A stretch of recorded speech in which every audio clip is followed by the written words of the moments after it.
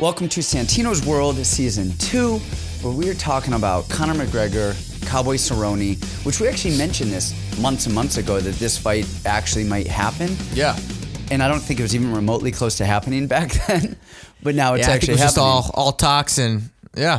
Well, because we didn't really know what was going on with Conor. We didn't know if he was just talking just to talk and stay relevant, if he was never going to come back and fight again, or if he was planning on coming back and fighting again. We didn't really know what was going on. Yeah, I don't know how that happened, but here we are. We're talking about Conor McGregor, Donald Cerrone, and everyone is talking. It's a new year. It's a new decade. It's 2020. I think I'm still writing 2019 on everything, but we have our own awards because everyone's doing their end of the year awards, and ours are slightly more ridiculous than theirs.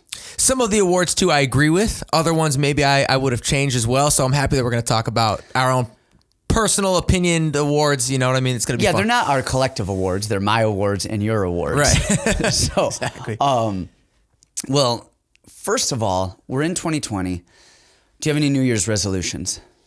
My New Year's resolution is to get in the UFC this year. Okay, that's a good one. That's my big one. But is that a resolution or just still a goal? Aren't they kind of the same things? So on December 31st, you're like, nah. No, I don't want to do the UFC. I will say I've made that my goal the last 6 years, but this is the year. 2020 is the year. 2020 is the year of Kamuela. A different resolution is specifically for this year that I made for the first time is to just be better with sleep, which I feel like towards the end of 2019 I was on a much more consistent sleep schedule, and I just want to keep a habit of going to sleep at the same time or right around the same time, getting a minimum of 8 hours of sleep on training days, things like that. So that's a resolution to me. Yeah. The other thing is just a goal. But this is the year. This is the year, 2020. This is the year you make it happen. That's right. I'll be well rested, and I'm going to sleep my way into the UFC this year in 2020. I can't think of a better way to do it. At least you won't take any damage on your way in. That's the thing. But, real talk, sleep, I was thinking about it affects every aspect of your life. You know what I mean? It affects your ability to finally realize this. I wish I had told you something about I know. Well, if only there were people. What is that noise? The hell was that? I have no idea. It was like an electrical current. I thought we were getting electrocuted. Yeah, I have no idea what that was. I don't know what it was or where it came from. Maybe we should check on that, but let's just keep going. Yeah. Hope it's nothing serious. But, talking of serious, we were going to do Season 2, Episode 1 was going to be John Rosenberg, the neurologist, talking about CTE. I didn't even know that Season 1 was over. I didn't even know that you were doing seasons. I didn't know that until the intro of this show when you said Season 2. Well, I wasn't until I had a couple of weeks where I knew I wasn't going to be able to do it. And then you're going to say, all right, I'm just going to say that was the last episode of Season 1. And to justify the break, all right, we're starting Season 2. What else would I do? It makes sense to me. Let's go. It makes sense to me. This is what we're doing. But that was going to be Episode 1. Came in to do the podcast, and it was gas leak. It smelled really badly, and I was not about to blow up. We didn't blow up, but here we are, and this is the consolation. There we go. Now you have to deal with me. Dealing with Kamuela in Kamuela's world. Well, let's get to this. Let's get to some awards.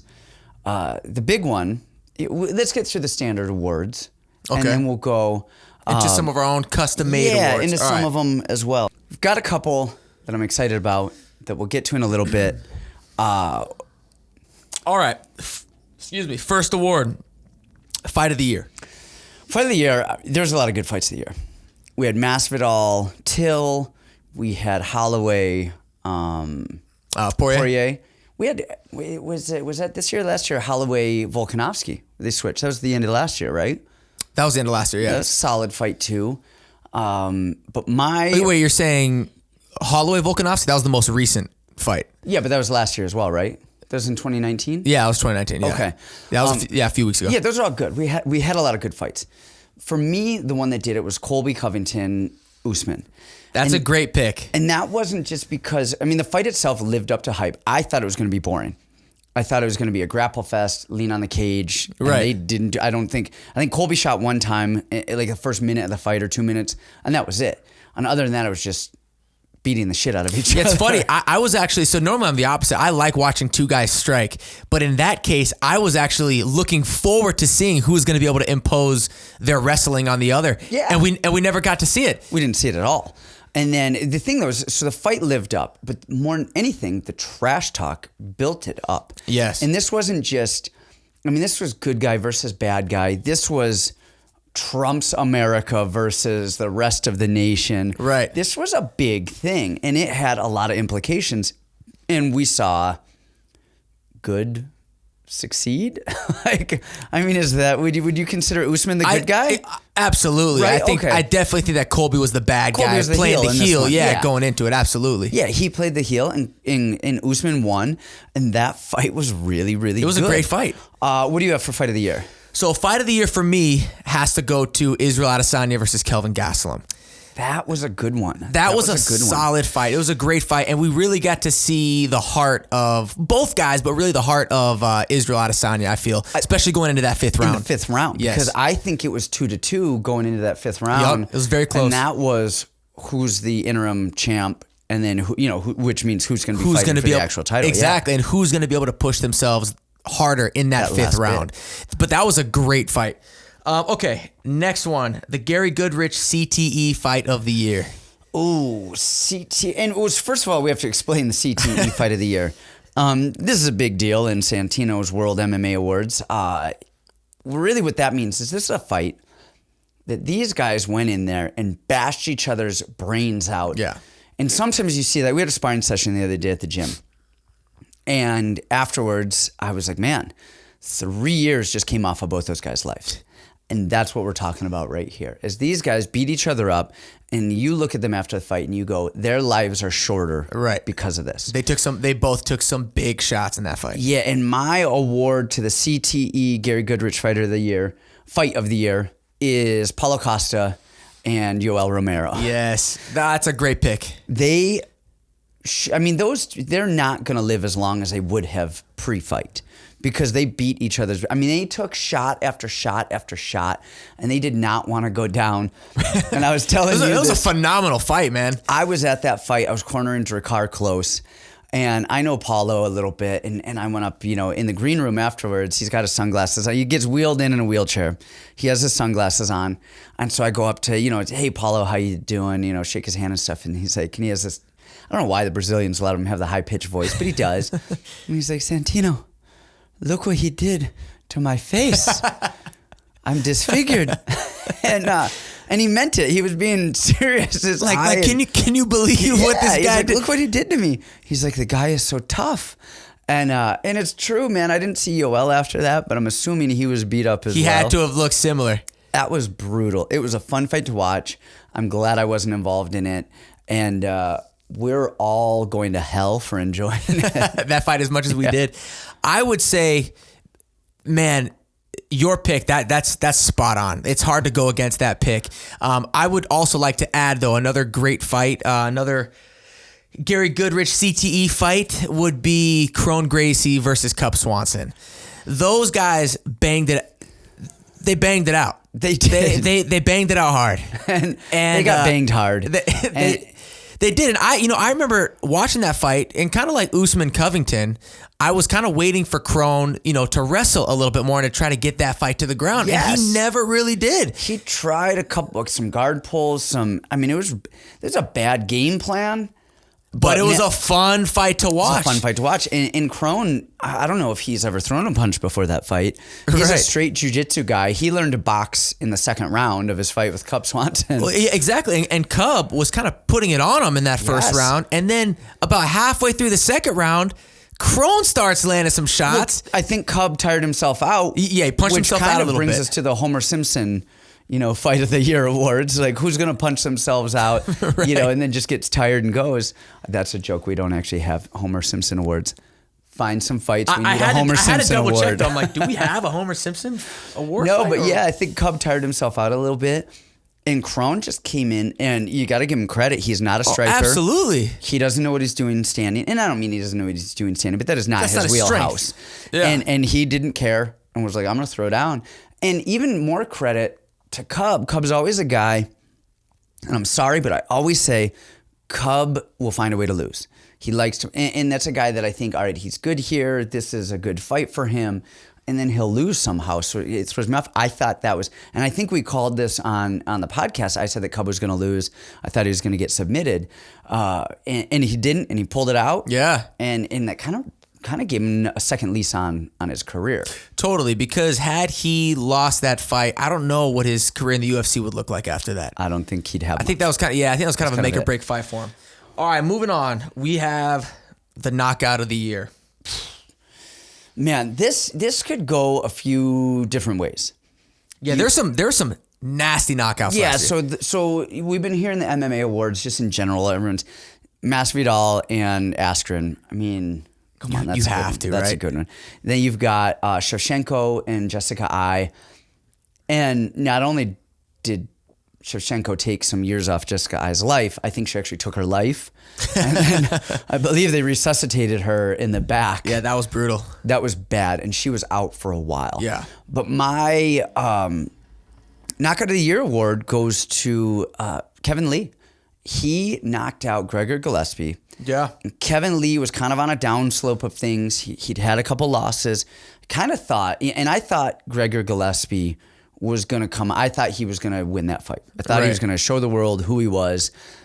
I think a lot of people thought that. Yeah, and he was doing great. Dude. I thought he was. I actually thought he was winning in the stand-up exchanges, not by a lot. Not that there was a ton happening, but I thought he was winning. I thought he looked faster, and then he died. Right. And then he got hit with that. Kevin Lee threw a jab cross left high kick, and Gillespie just froze stiff and hit the cage and then hit the floor and then did not move for a long time. And that was a mean knockout. Man, hats off to Kevin Lee. Yeah, he was another one, kind of like Cup Swanson, who that was another one of those like make or break fights for Kevin Lee. Yes. Had he lost that fight, who knows where his career would lie with the UFC as well. Yeah, that was a nasty knockout. I think I'm gonna have to agree with the masses though, and give it to in my opinion, the knockout of the year award goes to Masvidal. I just don't feel like he can take away what he did. And what's gangster about what he did is that they showed him practicing that exact move where he kind of shuffled, took a few steps to the right, sprinted across the cage and threw the flying knee. There are video clips of him doing that and practicing that at the UFC PI just a couple of days before he did that live. And for me, that was just it was almost like when Conor knocked out Aldo and you see him in the back, and you see him in the cage stepping off, boom, throwing that left hand. For me, it had that same type of feel when Masvidal got that flying knee and just shut the lights out in Askren. So I gotta give Masvidal the knockout of the year. I think that was the most shocking. I mean, Jessica Ai getting flatlined like that was, you see that knockout, and she was there for a while. That was a good one. Yeah, that Masvidal was good. I just feel like it happened in the most spectacular fashion out of all the other knockouts in the year. I mean, a knockout is always going to be impressive, but the way he did it, sprinting across the cage like that right out the gates, yeah. Now, where does his 3-piece and a soda throw down right on fight of the year, knockout of the year? Yeah, that's got to be fight of the year, right? Yeah, that actually. All right, Colby Usman, you're out. Fight of the year. Actually, that's post-fight fight of the year. Yeah, that's post-fight of the year. Breakout for performance of the year. All right, next one. Moving on, we got Zoolander. He's so hot right now award. The He's So Hot Right Now award this year. For male, I got to go with Paulo Costa. He looks like, I don't know, he doesn't even look like a model. He's like a pretty playboy Miami, like, you know what he is? He's like Tony Montana if Tony Montana was good looking. He is like a good looking Scarface with like the crazy shirts and the sunglasses, and then I'll kill you as well. See, I kind of feel that way with Masvidal. I like Masvidal to me kind of has that same type of swag. Well, he has the Tony Montana swag, but not the I'm a good looking Tony Montana swag. Yeah, no, he has that, but there's different Tony Montana swags. One is I'll kill you, and the other is like if I were a good looking Tony Montana in Miami, I'd be Paulo Costa. Right. All right, I can see that. Yeah, Paulo Costa. And then there's always Luke Rockhold, man. Male model of the year. The male model of the year. So wait a minute. So maybe Luke Rockhold is Zoolander and Paulo Costa is Hansel. That Hansel's so hot right now. There we go. So they each got their own award then. Done. Now, women, I got to go with Bay Malecki. She is a UFC bantamweight, I believe. And if you look at her in her fights, she's pretty, pretty girl. But man, if you look at her outside of fighting, she's a gorgeous woman. She's pretty. She's got to be probably the prettiest woman out there. Who do you got? You know, shout out to my girl Tracy Cortez. I gotta say, I gotta say, why didn't you say Tracy Cortez, Coach? Cause I coach her. Yeah, which is why you should say you gotta. It's your girl, man. No, you can't choose another girl. I think you have to choose anyone but her. No, man. I think that excludes her. I think if you don't choose Tracy Cortez and that's your fighter, you're doing her a disservice. All right, Tracy Cortez is the prettiest girl in MMA, right? See, but I can't even say hottest girl. What about Tracy? I gotta say like, oh, Tracy's very pretty. It's like your daughter or something. Like, oh, that my daughter's very pretty over there. You're not gonna say like, Tracy, I got your back. You're my pick, all right? Boom, I'm not Tracy saying Cortez. the word. I'm not saying those words. That's like, wonder what that is? That's like Trump saying, my daughter's so hot, if I wasn't her dad, I would date her. I'm not doing that. But you're not related to Tracy in any way, shape, or form. Yeah, but it's weird. That's weird. I see what you're saying because she's more like a daughter figure to you. Yeah, I'm not gonna like. I don't have a daughter, but if I did have a daughter, I'm gonna be like, man, that daughter's so hot right now. But there's a difference. That's called pedophilia. But like, there's a difference between being like, yo, that girl's like smoking sexy, like she's drop dead gore, and then there's a difference between being, and then they're saying like, oh, I think she's the prettiest. I think she's attractive. This is the Zoolander Hansel's She's So Hot Right Now award, not the. Well, that's a pretty young lady right there. Okay, so you have your pick. I have my pick. And I'm fine with that. But you can't make me have your pick. I'm not trying to. I'm surprised. I think at some point we have to play this back because I feel like you just tried to have me have your pick. I'm telling you why I have my pick, and I'm surprised that you didn't pick otherwise, but you're entitled to have your own pick. Choosing Bay Malecki. Tracy's going to not be mad, but disappointed when she hears this. I think she'll be happy that I didn't say that. Yeah. All right, let's move on. I got your back, Tracy. Okay. Let me see. The Jesus Resurrected Career Award. Jesus, I believe you mean the Jesus. The Jesus Resurrected Career Award goes to who? Goes to Street Jesus himself. I agree. George Masvidal. I agree. Masvidal turned his friggin' career around this year. Yep, absolutely. I mean, he went from, Masvidal's been around forever. He's been around since the apostles were around with Jesus back in the day. And now he's been resurrected like Jesus. Now, who are his apostles? I don't know. We'll figure that out. He's one of those guys where anybody who was kind of a diehard of MMA knew who Masvidal was, who'd followed the sport for a long time, knew who he was, but the casuals wouldn't know who he was. You know, you could talk to him and be like, hey, Jorge Masvidal, and casuals wouldn't know. They would know Conor McGregor, but they wouldn't know Masvidal. Now, everybody knows who Masvidal is. And if Masvidal, he's been around for a long time.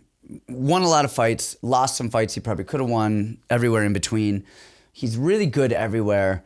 But man, when he got into it, he beat Darren Till. What is the timeline? His 3-piece Minnesota fight with Leon Edwards. Yep, in the back. Yeah, he beats Darren Till, comes out, beats Nate Diaz. Well, flying knees. Yeah, flying knees. Askren first, then gets the Diaz fight, which was huge. Huge. I mean, the guy might get a title shot at some point, depending on where things fall, where things lie. I mean, that guy's career is back, and I don't have this as an award, but if I did, he would win it. The best post-fight press conference ever after Askren. Yeah. When they were talking about, hey, a lot of people didn't think it was necessary that that you hit Askren with those shots afterwards. He's like, interrupted. Super necessary. No, super necessary. Super necessary. And just that cut him off. Whole interview, press conference, like a couple minutes of it, was some of my favorite. Oh, that was, just stop the guy mid-sentence, super necessary. And then went off on a little tangent. And And didn't he say something else in that interview too when he was like, oh, I didn't know he was out? When he followed up, because forget that was the question, like, hey, do you think it was necessary to follow up? And then he goes, super necessary. And then I think, if I remember correctly, he followed it up with, I didn't know that he was out. He's like, hey, my job is to come in here and fight somebody until the ref pulls me off. So eating a slice of pizza, he's eating pizza up there. No, the whole thing, start to finish. He had some pretty legendary lines, some classic lines. The super necessary, the whole Street Jesus thing. That's all 2019. The 3-piece Minnesota. Yeah, you got if we had that as an award, which shoot, maybe we make it an award real quick. All right, Masvidal, you just won the post-fight press conference award of the year. This is all big-time stuff right here. Well deserved. All right, and we have just a few more. The Slobber Knocker Round of the Year award. That goes to Rydell and Malarkey. There was a first fight. We talked about this before. On the prelims. First fight of the prelims on the Australia card with Israel and Whitaker. Yeah, that's right. First 2 rounds, good 2 rounds, good fight. That third round, those 2 people just beat each other every which way, falling all over the place. Yep. It was like 2 drunken sailors just beating each other on the boat. And right at the end, like 5 seconds left, they both just kind of like pop up on their knees as if they're done. And I forget which one just punches the other one, just hits him right in the face just to put the stamp on it. That was a round of the year, right? Honestly, that was probably the round of the year. I would agree. That was an incredible. You could almost throw that fight in fight of the year contention, but I think they don't have the names. They didn't have the names, but I think that round 1 was pretty slow. It was like a lot of feeling out. I don't think it started picking up until, if I remember correctly, again towards the end of round 2. But then round 3, man. So I think that round of the year, slobber knocker of the year, that's definitely the one, man. Round that's 3, the fight. Rydell Malarkey, Australia card. Man, go watch it. Watch the third round is what you want to watch, but you've got to watch the first 2 to really ease in and get the ground right. It's like watching the previews. You know what I'm saying? At a movie theater, you get there a little early to watch the previews. You got to get ready. You got to get yourself ready. Exactly right. All right, next one we have the Breakout Performance of the Year award. I give that to Zhang Weili. I mean, she came out of nowhere, first Chinese. I agree. UFC champion. I mean, she's undefeated, but man, she came out of nowhere, knocked Jessica Andrade out. And in spectacular and dominant fashion. Yeah. And, now everybody knows her name. Yeah, she's a huge star. I completely agree with that one. Okay, and here we go. The last award. The Where the Hell Did That Come From award. Dan Hooker. It's a great pick. What the hell was that? That's a great pick. He came not out of nowhere. Like, I've seen Dan Hooker fight. He looked really good. He had some good performances. So it's not like Dan Hooker was just some bum tomato can and he upset Al Iaquinta. But what the hell was that, and where the hell did that come from? Right. He dominated Iaquinta from start to finish in the most spectacular fashion. Composed, just precise with every shot. I don't think Khabib did that to him. I mean, Dan Hooker, he was winning the stand-up battle leaps and bounds, defending the takedowns. At one point, Iaquinta was going for a takedown. He had his arm trapped in his leg, and Hooker's just throwing elbows. I mean, I thought that fight was getting stopped multiple times. And, man, even if I thought that was going to be a competitive fight one way or the other, that was not. And I don't think anyone on the planet would have seen it being that dominant. No, I didn't expect it to be that dominant. In fact, I actually, if I remember correctly, picked Al to win that fight. I think everybody did. I think that, of course, people around Dan Hooker, I'm sure, like, we knew it all along, this and that. Right. Everybody says that. Man, the world did not see that coming. And again, it's one thing to win. It's another thing to win the way that he won it. Against a level of opponent at that. Absolutely. That high level. Yeah, no. I would say... that's a great pick. I would say the where the hell did that come from? This could also be, in my opinion, the comeback of the year award. And I would say that goes to Henry Cejudo when he fought against Marlon Moraes. Marlon Moraes. When you see the way the first round went, and then the way he came back, did a complete 180, and the way the rest of that fight went after that first round, for me, that was like, where the hell did that come from? What happened from the first round to the second round to make such a drastic change, and then for him to come out and come back and put him away in the third like that? I definitely think that's comeback of the year. Maybe, or, the other comeback of the year award too is just beat Overeem, cut his lip. He was losing the fight, 1 second left, split the lip open. I forget his name, but just because that was kind of wild out of nowhere. But the Cejudo Marlon Moraes thing, that was, man, he was getting beat up that first round. I didn't pick that. I was trying not to pick anybody that I train. Right. Trying not to pick Tracy Cortez as the blah, blah, blah. No, but see, I get this one because you don't want to toot your own horn because you were in Henry's corner for that fight. And of course I'm biased with all my guys and stuff. So of course, if I wanted to do that, I'd pick Breakout Performance of the Year, Henry. Where did that come from? Drakkar. You know what I mean? Right. I would just do that. So I'm trying not to pick any of my guys, but that was a good one. That was a solid one. And if I didn't train him, maybe I would say it. Yeah, that would be my pick. And the reason why I would give it to him over the guy that just fought Overeem is because the guy who fought Overeem landed a big shot, right? Yes. Where Henry it wasn't just a big lucky shot. Not to take anything away from the other guy, but he had to completely change up everything. I believe he even tore his shoulder or ligament in his shoulder. He just got back. He's still out from surgery. Yeah. So, and that was after the first round, I believe. His legs took massive damage, and he still came back and made enough adjustments and found a way to win. And then not just win, but put Marlon Moraes away. After what many of us watching that fight, I thought, dude, Henry's got nothing for him. Like he has no answers after that first round. And that's why for me, where the hell did that come from award, I'd have to give it to Henry. Nice. So that concludes all of the awards. We do have a big fight. It's actually a pretty decent fight card, but huge fight that we got to talk about. Conor McGregor versus Cowboy Cerrone. Who you got? And I want to go off on a tangent on this and spend a lot of time. And, everyone wants to hear about Conor and Cowboy. I don't think it's needed. I really, I think Conor wins this. Cowboy loses to southpaws, and he loses to boxers. And Conor is a southpaw boxer. Right. I think Conor is just... again, of course, there's always the X factor. We haven't seen Conor in a while. They're fighting at 170. How does his cardio hold up? This and this and that. But his cardio held up fine in the second fight with Nate Diaz. Right. You know what I mean? That was a fine... he did fine with that. I don't think cardio is going to be an issue. I don't think the way that Cowboy fights is going to be like Khabib wearing him out. Exactly. Draining him. Pushing the pace. Yeah, and Cowboy is a slow starter, but more than anything, his stance, he's kind of wide with his hands. I think Conor slides on the inside, boxes him up, and attacks his body and then comes upstairs. And I think it's a 1 or 2 round fight.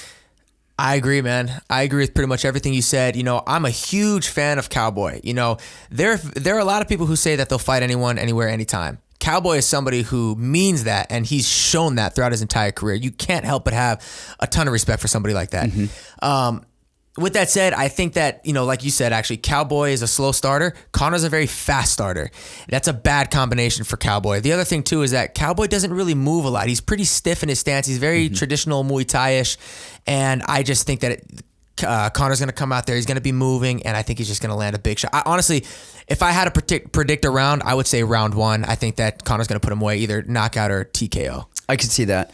If Cowboy is going to win, he needs to get, because they're opposite stance fighters. Cowboy is orthodox, Conor is southpaw. He needs to get his right leg going early. He needs to start firing middle kicks to the body, kicks to the leg, and then start looking for that high kick later on in the fight. Which I think could serve him well. Conor tends to keep his hands real low. Yep. Cowboy could throw a lot more kicks and being further away out of punching distance to avoid, those hands of Conor's. So, yeah, I could see a head kick. He's also really good with those knees. So maybe if Conor is coming in, Cowboy can frame and throw one of those knees. Or he could try and get the fight to the ground. I was just going to say, I think the real way he wins this fight, though, is getting the fight to the ground. I think you're 100% right. He's got a great ground game that people don't talk about all the time. Now, are his balls too big for his brain? And is he going to try and take the fight to the ground using his brain? Or is he going to try and give the fans what they want, a stand-up? Right, and that's what he's saying. He's saying, I want to give the fans what they want. I'm going to stand and bang with Conor. But there's one thing to say it. We'll see what actually happens on fight night. Maybe he does try to take him down. If anyone's going to stick to their guns, I think it's him. Yeah. And the other thing is I think Cowboy probably only has a couple fights left. Right. I think he's probably not going to be doing this for too much longer. And, this is a pay-per-view card. He's going to be getting pay-per-view points. He's going to be getting pay-per-view points fighting Conor McGregor, the GOAT of pay-per-views. Yep. And this is gonna send him off to the sunset financially.